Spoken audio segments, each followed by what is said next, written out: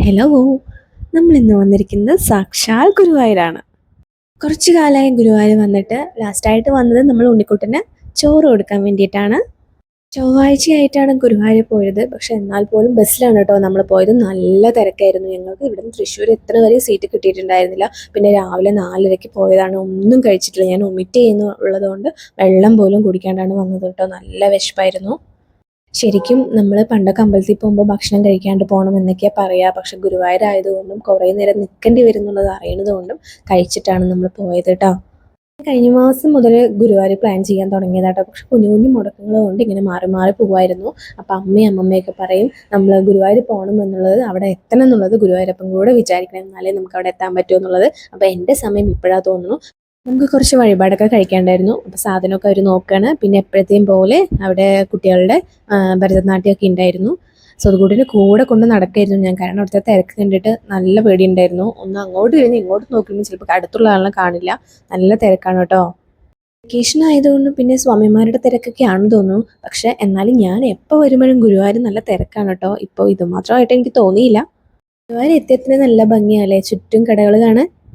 കുറച്ചു നേരം ഞങ്ങൾ നിന്ന് ഡാൻസൊക്കെ നോക്കി. നല്ല രസമാണ്. സമയം പോണതേ അറിയുന്നുണ്ടായിരുന്നില്ല. ഞങ്ങളൊരു 9:30 ആകുമ്പോഴേക്കും ഞാനും അമ്മും സ്വത്തും കൂടെ ഉള്ളിൽ നിന്ന് തൊഴുതി ഇറങ്ങിയിട്ടുണ്ടായിരുന്നു. പക്ഷേ അമ്മയും അമ്മമ്മ ഏറ്റവും ഉള്ളിൽ പോയതുകൊണ്ട് അവർ കുറേ നേരം വരിയിൽ നിന്നിട്ടൊക്കെയാണ് ഉള്ളിലോട്ട് കയറിയത്. അമ്മയും അമ്മമ്മയും പുറത്തിറങ്ങാൻ തന്നെ ഏകദേശം 12:45 ആയിട്ടുണ്ടായിരുന്നു. അപ്പോഴേക്കും സ്വത്തുന് നന്നേ വിശക്കാൻ തുടങ്ങിയിട്ടുണ്ടായിരുന്നു. അങ്ങനെ അതൊക്കെ കണ്ട് ഞങ്ങൾ ഉണ്ണിക്കുട്ടനും സ്വത്തുവിനും എന്തെങ്കിലുമൊക്കെ വാങ്ങണം പറഞ്ഞിട്ട് കടയിൽ കയറിയപ്പോഴാണ് അവിടെ നമ്മുടെ ഒരു ഫോളോവർ ഉണ്ടായിരുന്നു. ഭയങ്കര സന്തോഷം തോന്നി. ഗുരുവായൂരും നമ്മുടെ ചാനൽ ഇഷ്ടപ്പെടുന്ന ആൾക്കാരുണ്ട് എന്ന് പറഞ്ഞപ്പോൾ എനിക്ക് ഭയങ്കര സന്തോഷം തോന്നി. അങ്ങനെ ഞങ്ങൾ ഉണ്ണിക്കുട്ടനും സ്വത്തുക്കുട്ടിക്കും 1-2 സാധനം വാങ്ങി പിന്നെ നേരെ ഫുഡ് കഴിക്കാനാണ് പോയത്.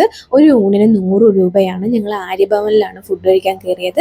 പായസവും അങ്ങനെ എല്ലാം കൂടിയിട്ടുള്ള ഊണാണ് കേട്ടോ. എനിക്ക് പുറത്ത് പോയി എനിക്ക് അങ്ങനെ ഊണ് നമ്മുടെ ഇവിടുത്തെ പോലെ എനിക്ക് ഇഷ്ടപ്പെടാത്തതാണ്. പക്ഷേ ഇത് ഒരു രക്ഷയില്ല. നല്ല അടിപൊളി ഊണാണ് കേട്ടോ. 100 രൂപയാണെങ്കിൽ അതിനുള്ള വെർത്താണ്. കാരണം നമുക്ക് കറിയാണെങ്കിലും ചോറാണെങ്കിലും ഒരു പിന്നീട് തരുന്നുണ്ട്.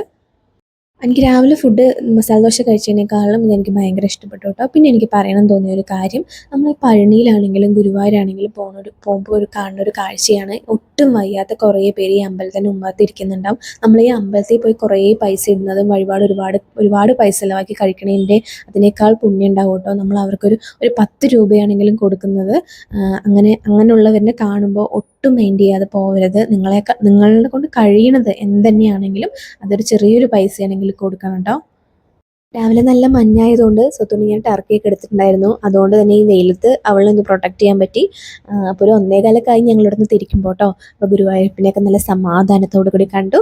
വീഡിയോ ഇഷ്ടപ്പെടുന്നു കരുതുന്നു. Thank you for watching. Okay, by.